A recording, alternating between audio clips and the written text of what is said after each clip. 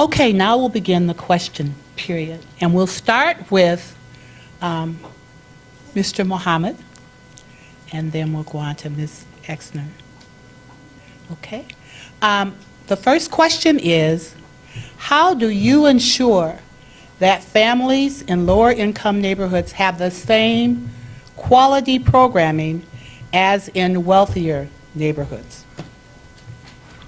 That is a great question. I think what we need to do is subsidize the cost of quality programs and offer scholarships to families in low-income neighborhoods, because the park board hires teachers or the people that offer programs, and these people are often, they set their own rates.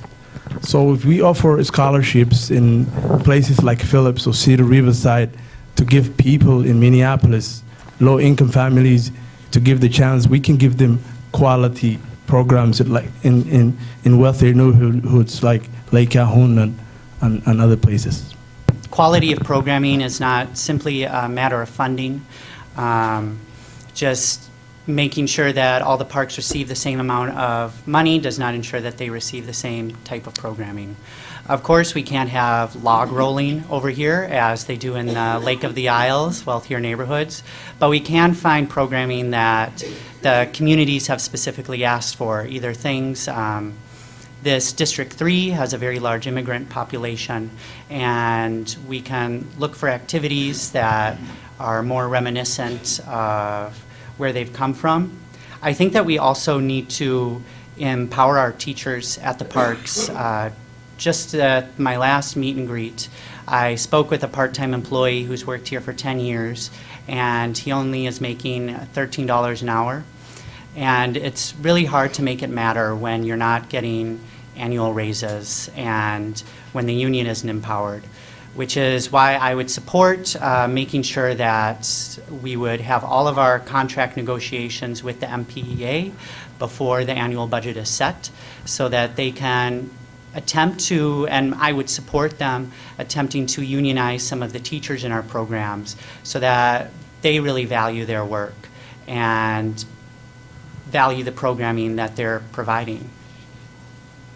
What does a sustainable model for a park look like to you? Yeah, so there's two aspects of sustainability. The first that I'll talk about is the environmental aspect. When people say sustainable, that's often what they mean. Part of my platform from the very start has to build a pollinator's path through our city, make sure that we have milkweed and other pollinator-friendly or pollinator-appropriate plantings in all of our parks for our migratory birds and insects. This is becoming more and more important with the environmental catastrophe that surrounds us all the time. I would also support any new buildings to make sure that the roofs are able to carry the weight of future solar panel installations. I doubt that we'll be able to fit that in the budget anytime soon. We just listened to the superintendent's proposed 2018 budget last night. And solar panels are very expensive, but we can begin building so that there's room for that, especially in District 3 with so many low-income communities. Eventually, if the parks are producing enough power, it can go back to the communities, and we won't have to pay any electric bills. Another aspect of sustainability is making sure that we have programming that lasts. There hasn't been terrific marketing for a lot of the programming and community ed programs at the park. I've been doing clay at Powderhorn Park, pottery, since last January, and I just discovered it completely on accident. And yeah, it is nice to have a smaller class size, but if we were to market these more people would be using them, they'd be in higher demand, and they would receive more funding that way. And make it more sustainable too, because we would actually be able to gauge what programs are popular and which are not, instead of which are the ones people are just stumbling onto, which is a big aspect of it right now.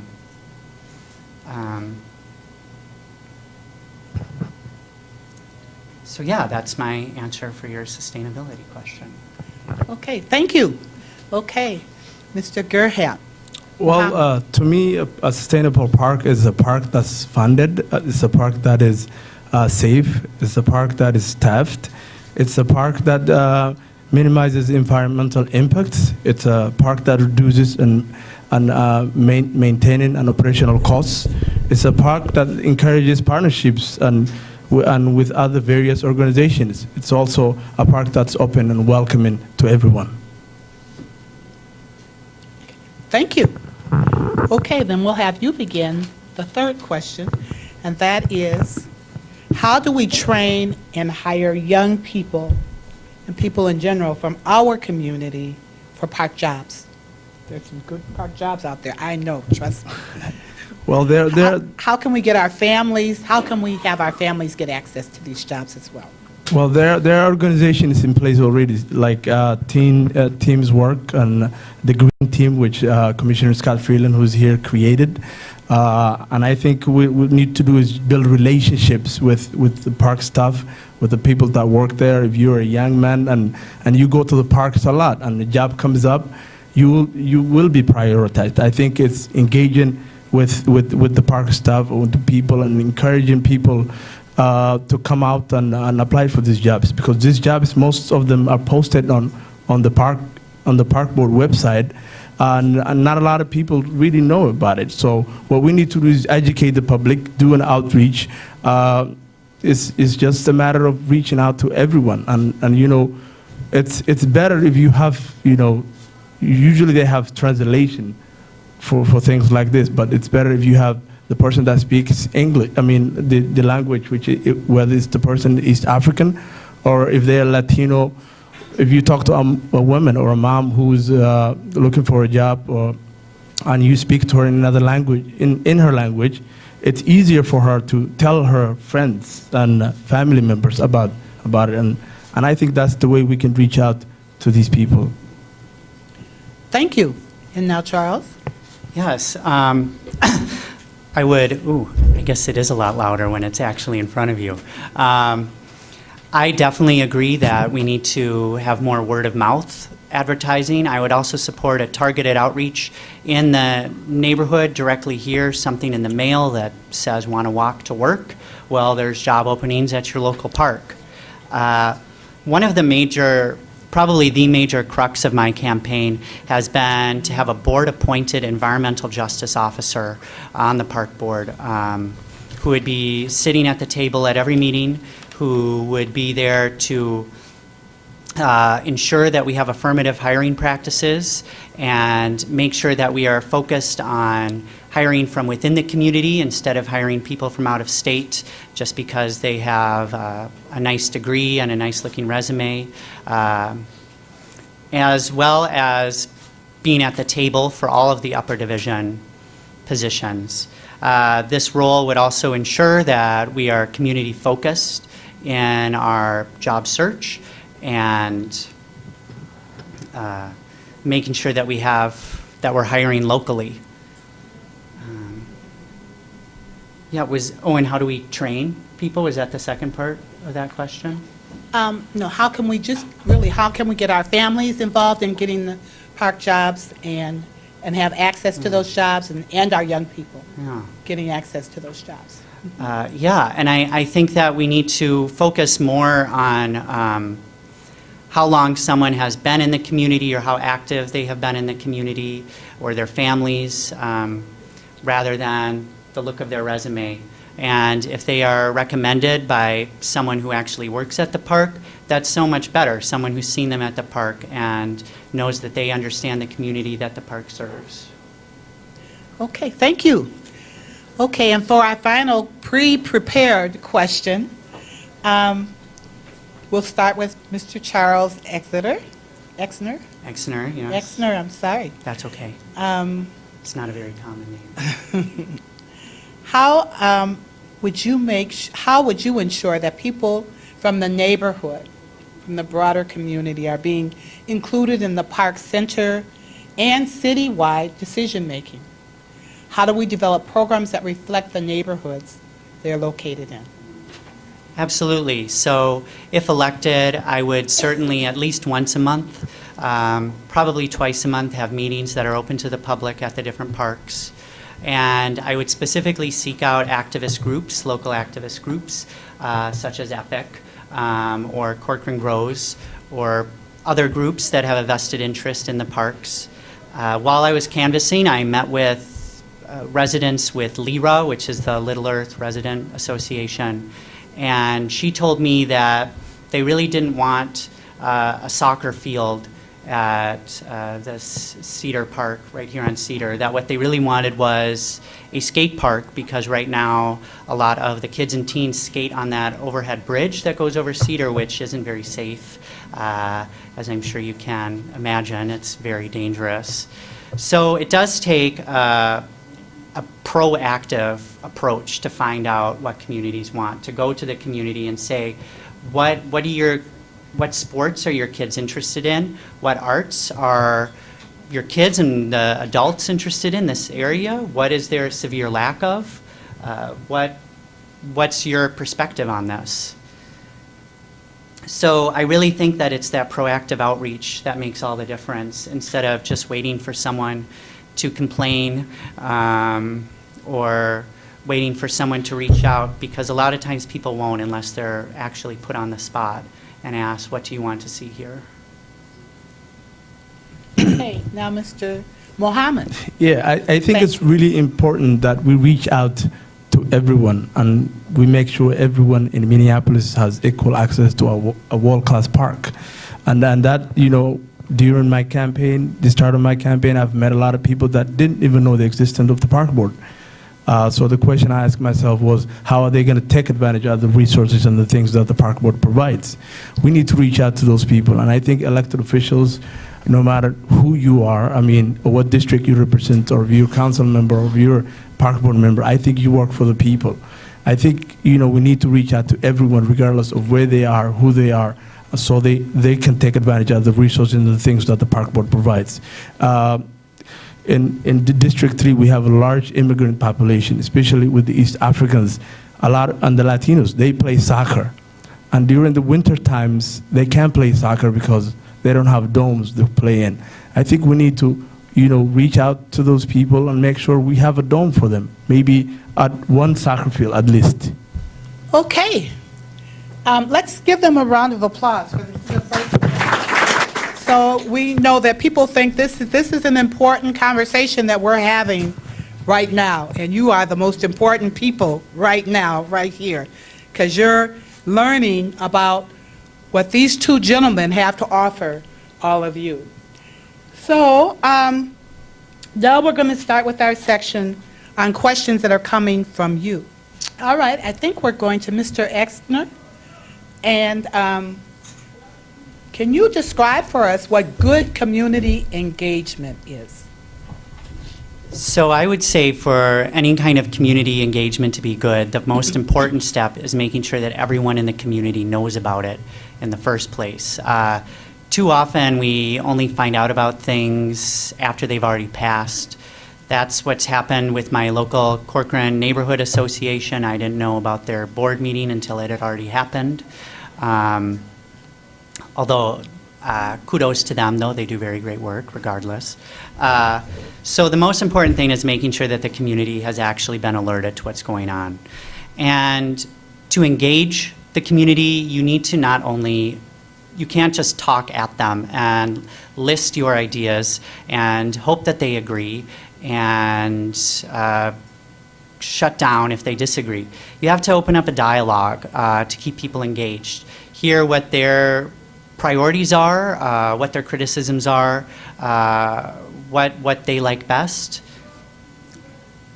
I would say that that's of paramount importance when it comes to community engagement.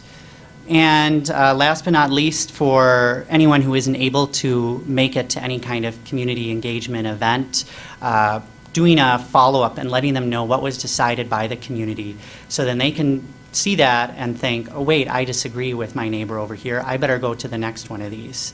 Or, this is really great, but I think it should be changed slightly, so I better go to the next one. And keeping them engaged throughout the process. Thank you. And now, Mr. Mohammed.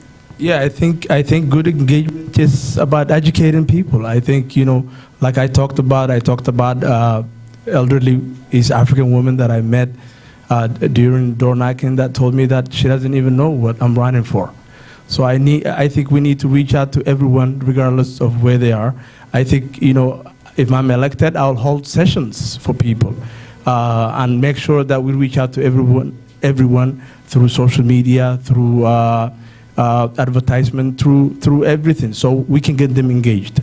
I think we need everyone to get involved so they can take advantage out of the resources and the things that the park board provides. Good, great. Now I think we'll go on with you to the next question. Abdi Mohammed, once elected, how would you engage people on issues you focus on during the election? Well, just like I said, my priorities are equity. I want to reach out to everyone in every neighborhood and make sure they have access to a world-class park.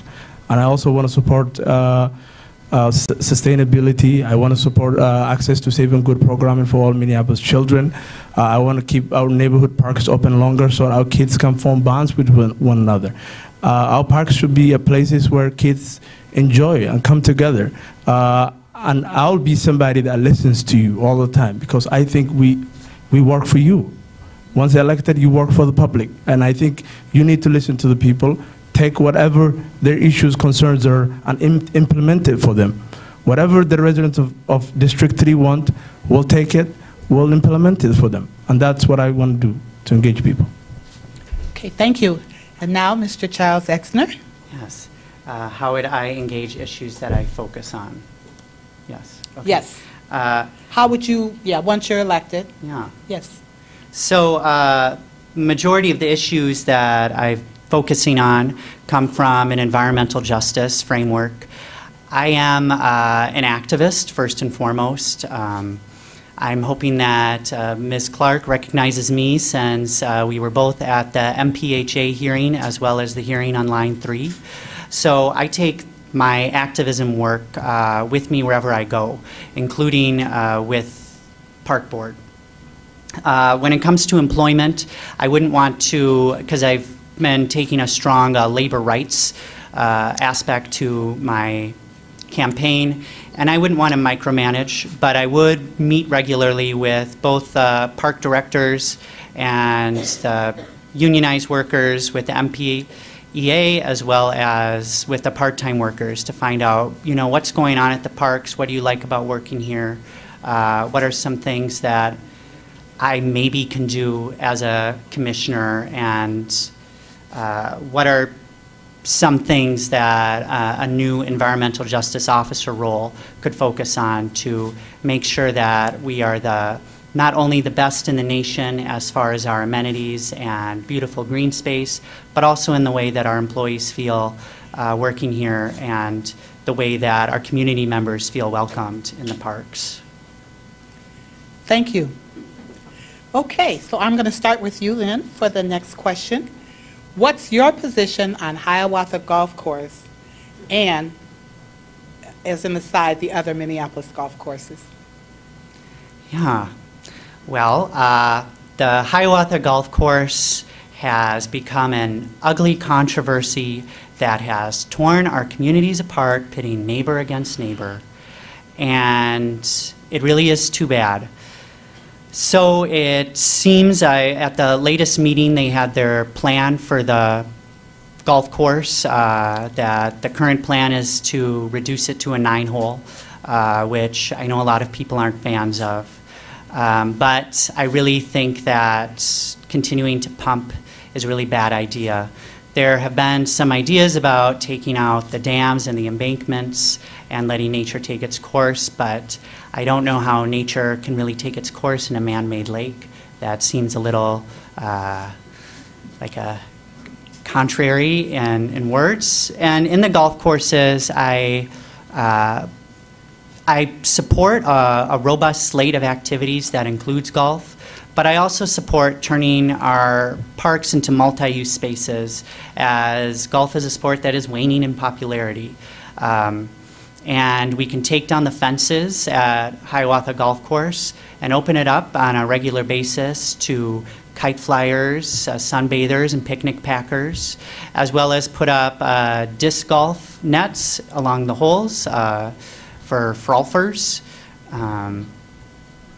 And really make sure that all of our park spaces has a purpose for everyone who lives here instead of any of our spaces just appealing to a niche audience. Okay, thank you. And now Abdi Mohammed. Well, the Hiawatha Golf Course has been a controversial issue for a lot of people. I've never played golf in my entire life. Every time the golf comes in my TV, I switch it off and switch it to soccer. You know, that's what I play the most. But I have went to Hiawatha Golf Course one time with a friend of mine, and we played golf for like 4 hours straight. I mean, I have for my entire life, I'm 32 years old. I have never played golf in my entire life. I never even hold the. So I mean, I played there and I enjoyed it. To be honest with you, I enjoyed it, and I think taking away the great sport from the people who love it, I think it's not fair. And I also know that the Hiawatha, the golf course, holds historical significance for the African American people, because that's the first time that the Browns tournament was held there. So I want to preserve this historical preservation, and I want to save it. That's my position on it. It's controversy, and I think we should listen to the people that live around the area. I think we need an engagement throughout the city and make sure we come to a solution for it. We have another golf course at Columbia Golf Course. There used to be a lake there, Lake Sandy, and ever since then it was to come back. But we're gonna have the same problems we have here if we don't find a solution for it. So soon we're gonna get rid of all the golf course. And I think it's a great amenity and we need to keep it. Thank you. Okay, this question starts with a statement and then ends with a question. So I'll read the statement first. I returned from a trip to Mexico last year where I found the parks were all full of people. They were vibrant with food vendors, fountains, benches, etc. Many of our parks are comparatively dull fields of turf grass, which are often sparsely attended. What can we do to make sure our parks are more vibrant? And we'll start with Mr. Mohammed. Well, that's a good question. I think we've talked about engagement. We've talked about educating people and the public about the programs. We've talked about the park board has set up equity metrics, and I'm really proud of last night's announcement for Superintendent Jane Miller. We've come up with equity lens metrics for recreation, and I think that's going to help out a lot, and a lot of people are going to be using our parks. Our parks are being #1 for the past 5 years in Minneapolis, and that's something to be proud of. And I commend Commissioner Scott Freeland and Commissioner McFinn who are here. And we need to continue their legacy. We just need to get more people involved, more people active, offer more programs, regardless of where we are, whether we're at close to Lake Calhoun rich areas or whether we East Phillips. I think everyone should have equal access to a world-class park. Everyone should be engaged. Everyone should play and feel welcome in our parks. Okay, thank you. And now Charles Exner. Yeah, so if we're going to improve attendance at parks, that question is sort of, having the food vendors there, well, they're not going to come until there's more people there. And more people aren't going to come unless there's more food there. So it's, kind of a snake eating its own tail sort of thing, where there's, it's a riddle. One of my favorite things about Powderhorn Park are the great festivals there. There's the May Day Festival, there's the Powderhorn Arts Festival, and I think that having more festivals at all of our parks is a great way to improve attendance year-round, because people go there for the festival and then they're like, wow, this is great. I wonder what it looks like when it's not full of people buying and selling things. And usually those couple of weeks after the festivals are when they're most packed.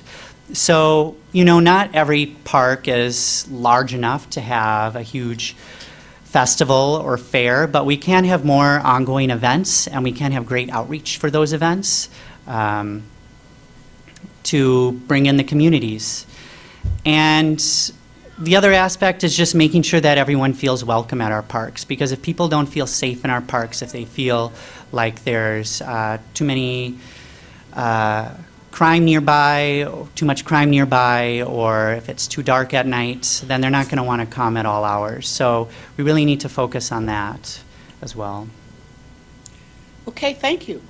And now we're going to give you this next question. What are you going to do to improve East Phillips Park? Yeah, so I really like it here at East Phillips Park, but every park could stand to be improved. That's why my website is betterparks.net, because there's always room for improvement. One of the issues that I've come across here is that this park seems to be understaffed a little bit. It's pretty rare that I even see more than one person working here, and I have talked with employees here that have said that it's understaffed, that people drive up, they drop their kids off and leave, so then they have to watch the kids, as well as break up fights outside, as well as doing all of the administrative tasks at the front desk. So we really need to, the park board in general needs to focus less on big new capital projects like building gazebos and pavilions and paving over turkey trails, and more of an emphasis on funding the staff and employees and making sure that all of our parks are adequately staffed all of the time, especially on weekends when people use them the most. Okay, thank you. Okay, and now Mr. Mohammed. Well, I think a way to improve East Phillips Park is Coach Abdul is here, and the kids play here at the basketball place, soccer.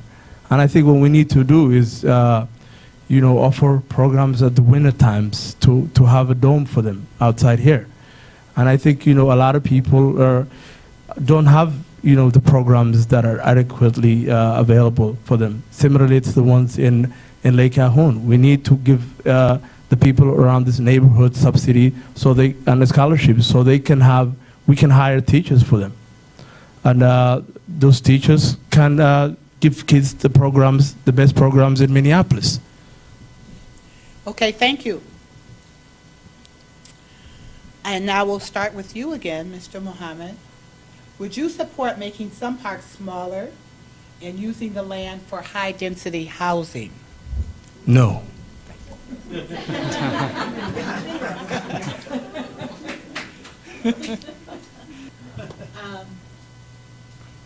Are you? No. Okay. I am. Okay, Charles.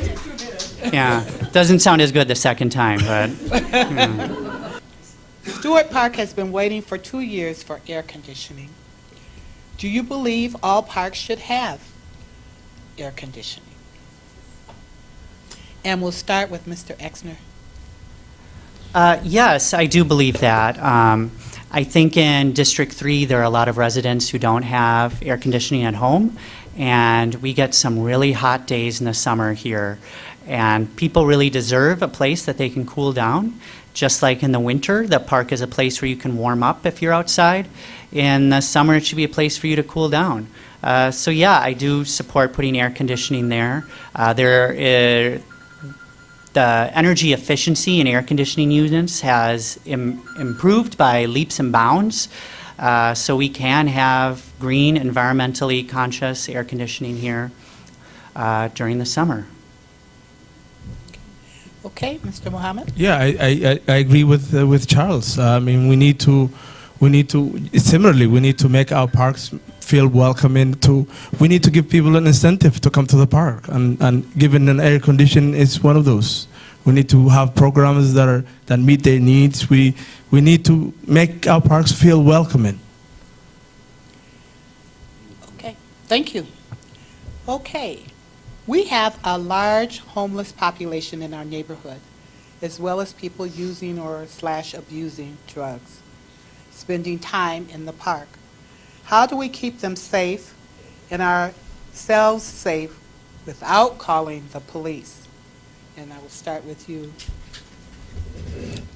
I think it all starts with education and programming. I mean, if we offer young kids and young adults programs that meet their needs, specific programs, I don't think they will turn into drugs. If we get kids, get them ready for work readiness programs.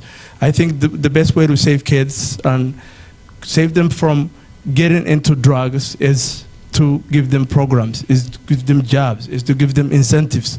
And as a commissioner, I'll always implement those things so our kids can be safe. As a father, I want my son not to go to jail. I want my son not to get into drugs. I want my son to have a job and to have an incentive to come to the park and play and feel welcome.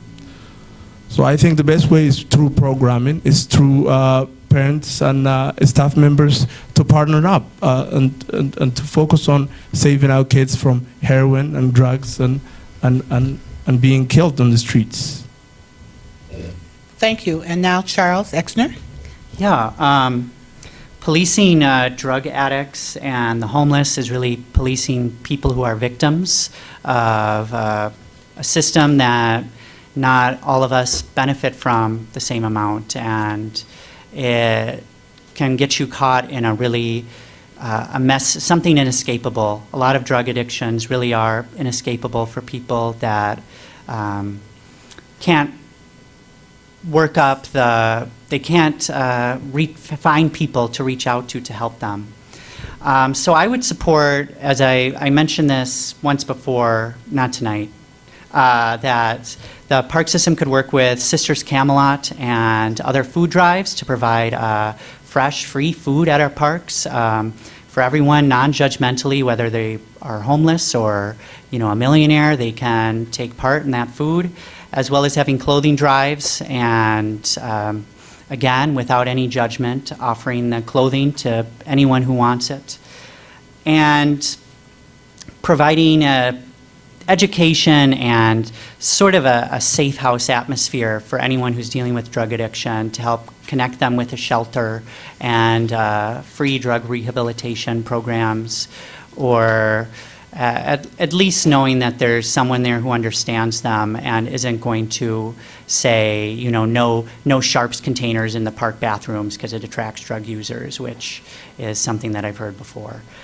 So yeah, we need to come from a place that is not a place of judgment, but a place of compassion and empathy, and have solutions that really affect the economic realities that underlie issues like drug addiction and homelessness. Thank you. And now we'll start this next question with Charles Exner. Every year, Minneapolis loses hundreds of trees to disease, storms, construction, etc. Please explain your approach and policy for replanting and reforestation on city lands. So one of the big issues with our tree plantings that causes so much problems, and this isn't Minneapolis, this is across the globe, is simply for cost savings measures, planting a lot of the same species of trees in the same area. And the same species of trees is going to have the same root structure, so if there's a big storm, it's going to knock down all of them. That happened on Longfellow Avenue where I lived. It was a terrible storm. It tore up the street.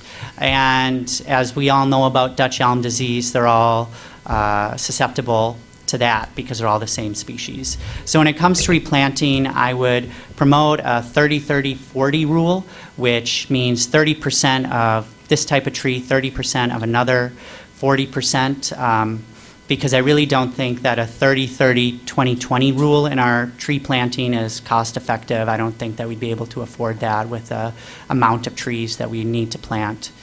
And also looking at all of the trees that we have in our parks, they do have native environments that is not an urban environment. And looking at those ecosystems, what sort of Mycorrhizal relationships do those trees have in their natural environments? Those are the ecosystems that exist beneath the soil and interact with the roots. How can we do that to strengthen the roots and strengthen their disease resistance? The animals that live in the tree, what are their food sources? Can we plant those food sources nearby? To really create robust ecosystems all across the city of Minneapolis. Okay, thank you. Yeah, I agree with Charles. I mean, my platform contains sustainability, and I will stand for conservation and oppose tearing down healthy trees and destroying wildlife. And I think we need to come up with a solution that we don't to treat these trees. We need to plant native trees, just like Charles said. We need to have that 40-30 plantation. Thank you. Thank you. Okay, now we'll start again with Abdi Mohammed. And this is a two-part question. What will you do to implement the urban agricultural activity plan and make sure that it is supported with funding so it can be implemented equitably? Well, the park board has the equity lens. If you talk about equity, we have the recreation equity lens that was proposed by Superintendent Jane Mir last night, which is going to be great. We also have our neighborhood parks, equity lens for neighborhood parks. We also have equity metrics for regional parks. And I think we just need to engage the public. We need to engage everyone in Minneapolis to come together and work for the best of our parks. Okay, thank you. Now Charles Exner. Yes, so I'm a gardener myself, not that that's really has that much to do with it, but I know a little bit about growing crops in an urban environment, and I really think that for the urban agriculture activity plan to succeed, we need to bring in people who know even more than I do about growing food in an urban environment. There's a restaurant right off of Lake Street, Gandhi Mahal, and they grow all of their vegetables that they serve in the menu in the summer. So they clearly know something about urban agriculture. So bringing people that have been successful at this in the past and enacting it would be a huge step in the right direction, as well as making sure that we have committed farmers as part of our urban ag programs, people that are committed to it for the whole growing season, that are going to make sure that they're weeding it and they're keeping the pests out and they're making it accessible. And as I said before, when I brought up having free food in the parks, I think that that could be a draw to having more urban agriculture in our park system, is when people, we could have the food that's grown there prepared on site maybe and offered to everyone, just like the story of the little red hen. Everybody comes in the end and gets a bite to eat. Oh, right, she does. No. So yeah, I'm a huge proponent of urban agriculture. As a member of Corcoran Groves, which is a transition town group, I really think that we need to have food security in our own cities, that we can have people who have the know-how to feed ourselves. This gets more and more important because of all the gasoline that's used to ship food from overseas. How can we provide programming for younger kids who never have any in our park communities? Who never have what? Who never have any. Oh. Right, so we need more programming across the board. As I mentioned before, I think a huge part about having great programming is making sure that the employees who are teaching those classes and running those classes are happy with their jobs. If we could offer more full-time positions, then we could have more classes and more classes that are specifically aimed towards younger audiences. And having licensed child care providers, people that have some understanding of child psychology and increasing the critical thinking skills of our young kids in the parks. Some specific things is I'm a huge proponent of public art, so I would definitely support getting our kids involved in arts programs at an early age. We could work with different foundations to have instruments on site, so we could have almost like a band class in there. I'm sure with some of the very younger kids, which maybe this question was directed towards, they're not going to be too interested in following the score and playing all the music perfectly, but it'll get that interest in them right away. And making sure that we do have arts available at all of our parks. Many in District 3 do have pottery available for kids' classes, so we can increase that, and we can increase other forms of media too. Okay, thank you. And now Abdi Muhammad. Yeah, I think getting everyone involved to come up with programs that meet the needs of young children is very important. I think the staff and the parents that use the parks, or if they come up together and work together, I think that would be the solution to this problem. Thank you. Okay, thank you. And now you'll be first on the next question. How do you guarantee safety in all Minneapolis parks? Well, I think, our parks are safe. They're safe places that they're welcoming. Our park system has been number one for the past 5 years nationwide. But God forbid, I think we need to have the park police presence. There are proposals out there that are saying we need to dismantle the park police, and I disagree with that. I think I have a 2-year-old son. God forbid, if anything happens, I want the police to be there and prevent whatever that's taking place. I think we need to get the parents involved, we need to get the staff involved, we need to get the community involved in order to keep our parks safe. Thank you. And now Charles.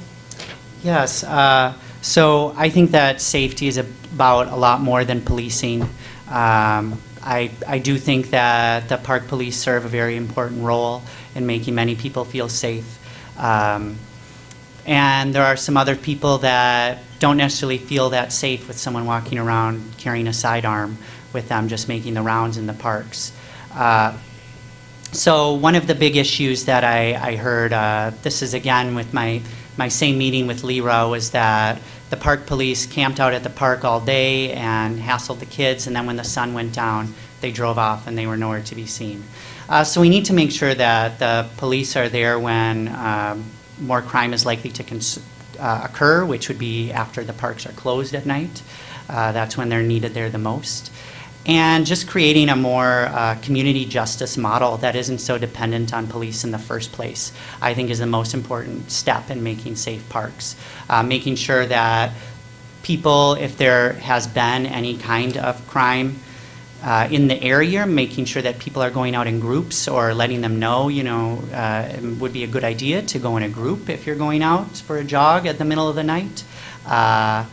And just overall making sure that the, I suppose, unsavory element doesn't feel welcome in our parks in the first place, that they know that it's a place where people are learning and growing and communing with nature. Thank you. And now you'll be first on this next question. Should the park police merge with the Minneapolis Police Department? Why or why not? Well, I have to say that I am opposed to the park police merging with the Minneapolis Police Department. The Minneapolis Police Department has a lot of issues, some of which have spilled over into the park police, but many of which the park police have remained insulated from.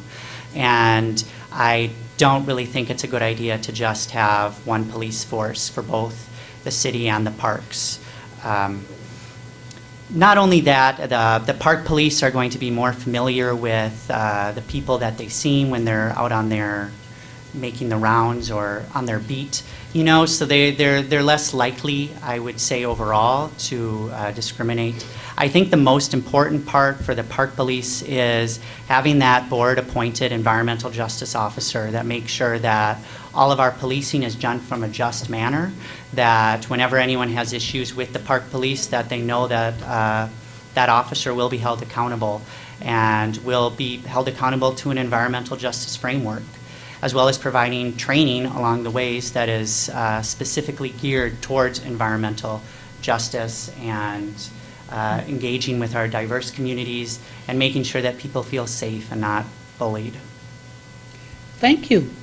And now, Abdi? I think Minneapolis is unique to its park system. I mean, this is the only park system that's uniquely separate from the city, and there's a reason for it. I mean, we need to keep our park police separate from the city because they understand our parks. They engage with our residents, and they don't have the problems and the issues they have, the city police have. And I think we need to keep our park police separate from the city.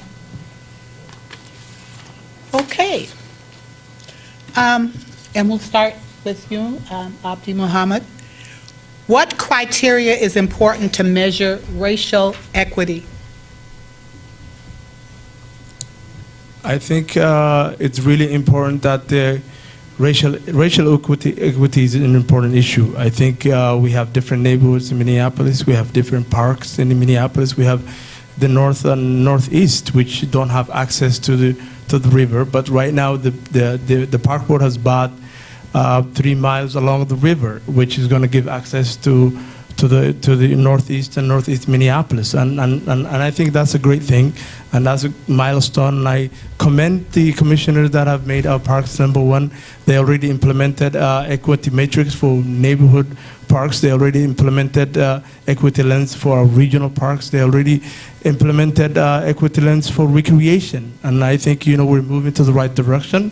This is a perfect system. Minneapolis has the best parks in the world, just like I said many times, and I can't emphasize that enough because we have a century-and-a-half park system. We have a great, perfect park system.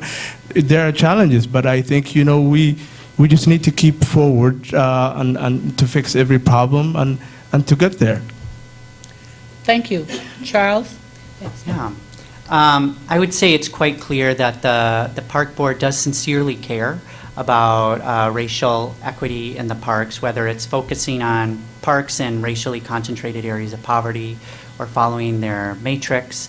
I would say that one of the biggest issues is that a lot of people have issues that aren't, or have experiences that aren't easily quantifiable. So trying to measure them in the same way as you measure everything else just simply isn't possible because they are subjective experiences that are qualitative in nature. And that's how do you get a board to deal with something like that? How do you get anyone to put money behind something that they can't even put numbers behind in the first place? It's very difficult.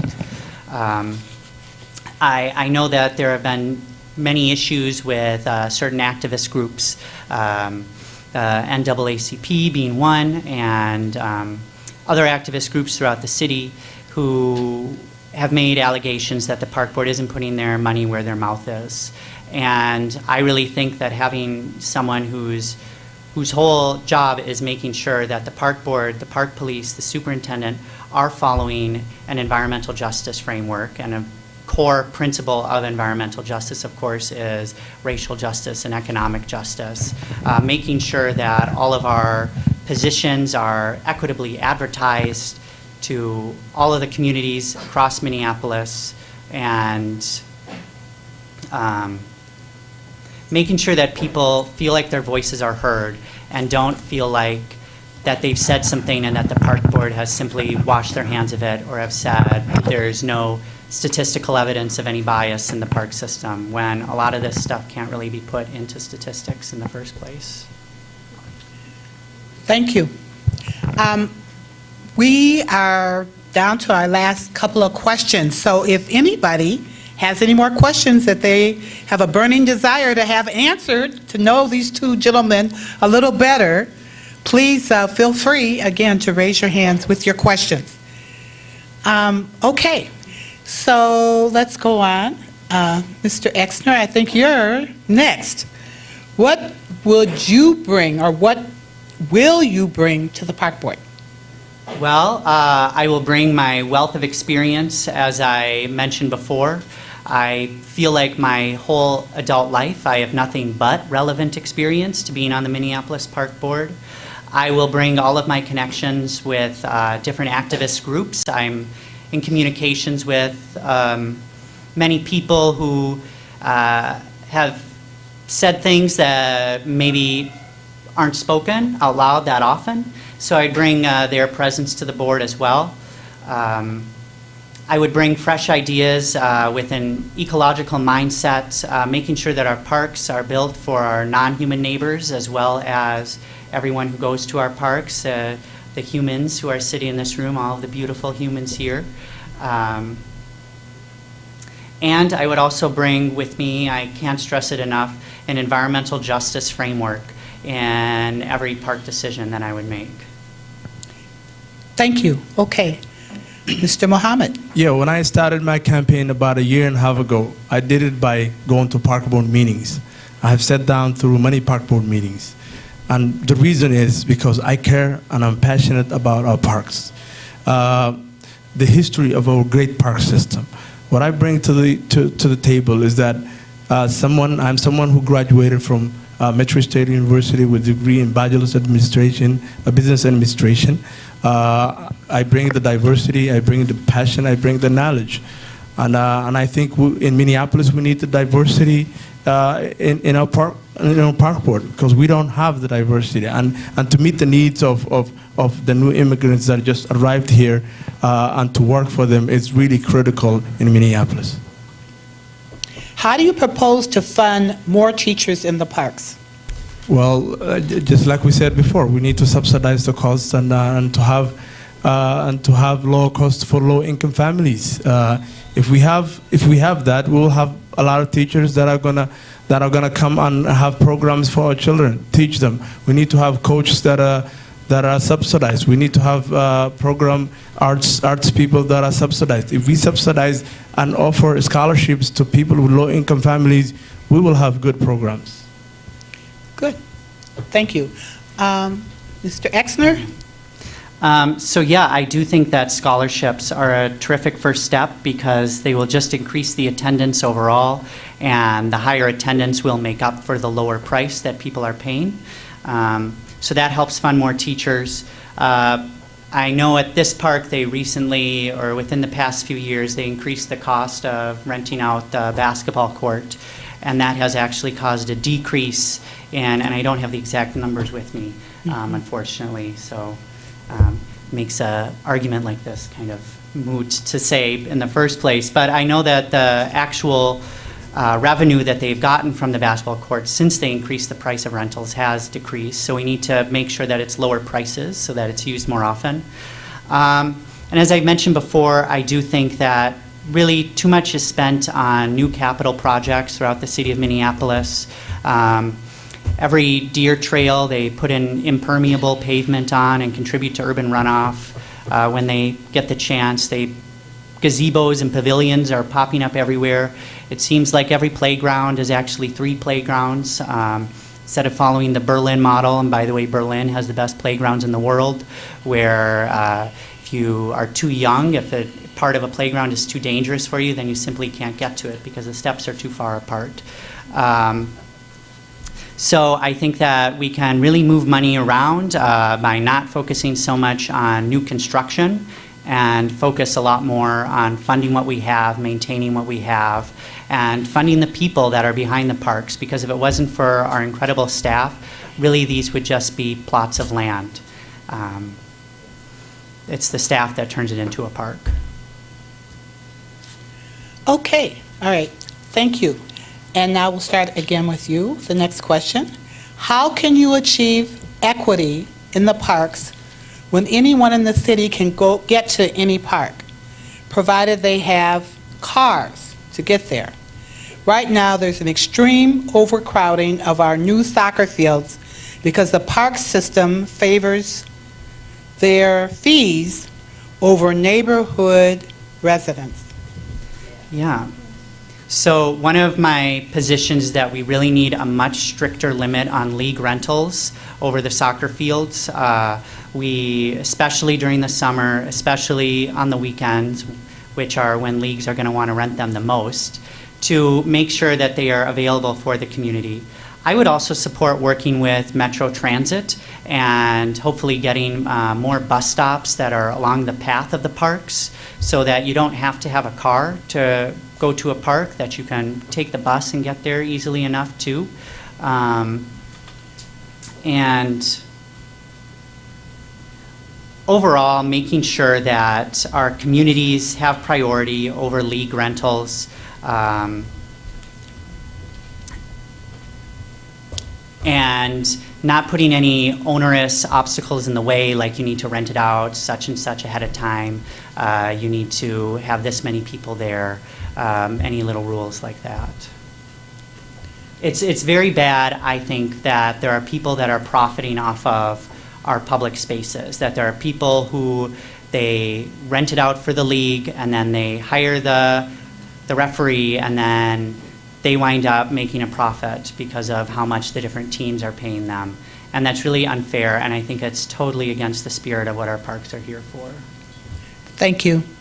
And now, Yeah, I live in the highest density in Minneapolis, City Riverside, the high rises. And we have a park there, a Quarry Park, and it's heavily used when the people that rent it don't use it.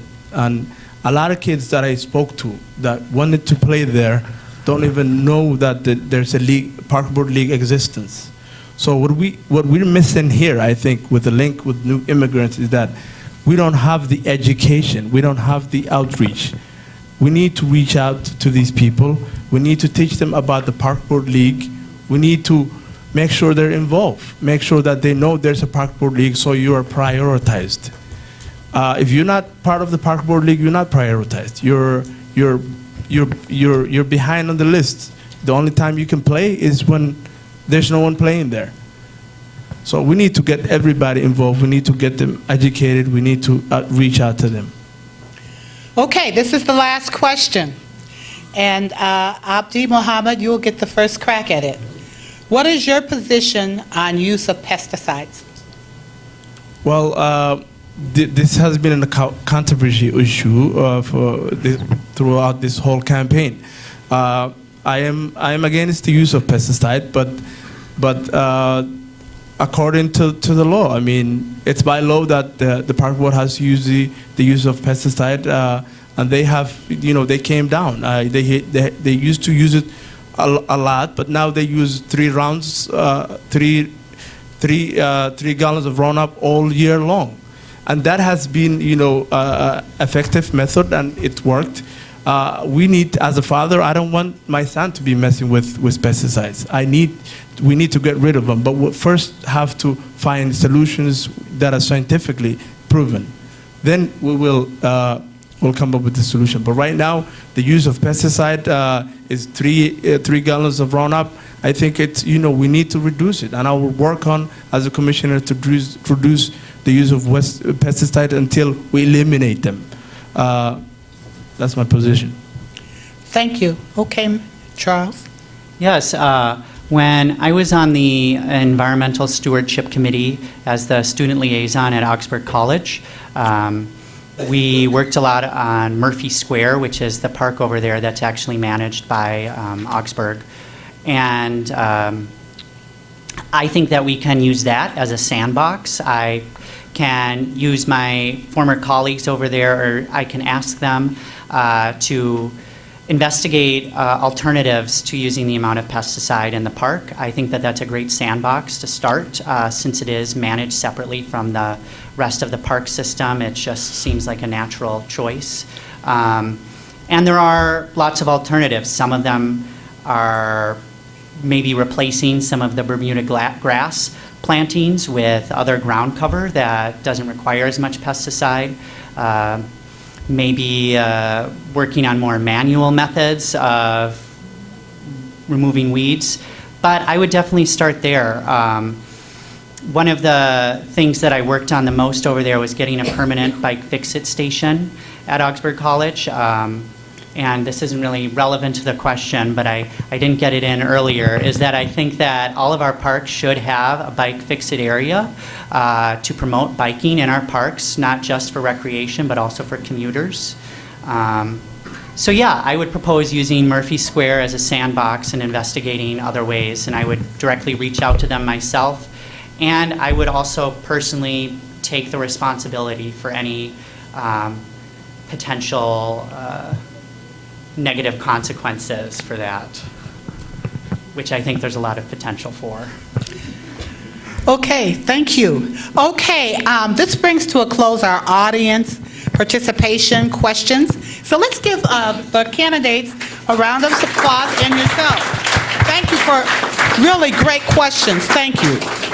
Okay, so that brings us down to almost the end of the program, but not quite. And we would like to hear from each of you, kind of your final comments. I think you'll have 3 minutes, 3 minutes each. And so since you went first, I think we'll let Charles Exner go first on the closing comments. Okay. Thank you. Thank you again to everyone who's here tonight, everyone who lives in District 3, everyone who is currently elected and representing the city, maybe outside of District 3, everyone who's here just out of curiosity. Thank you again, and thank you for EPIC and the League and the Midtown Phillips Association for putting this together. I think that it's terrific that this many people are paying attention to the park board. It's a $100 million budget. It's 498 employees. It's a huge part of what it means to live in Minneapolis, is our parks, are our lakes, is our river, and are the great recreations and amenities there. So I'm just very heartened and thrilled that so many people are paying attention, and I hope that all of you continue to pay attention for the next 4 years, no matter who gets elected, and that you all stay involved, not only in whatever park programs that you attend, but also in the planning that goes behind the park programming. Go to the park board meetings, go to different meet and greets and different events that are at your parks, and really stay involved. Thank you. Thank you.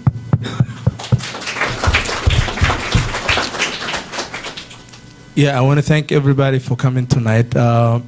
We really have a great, perfect park system. A park system that has been here for a century and a half.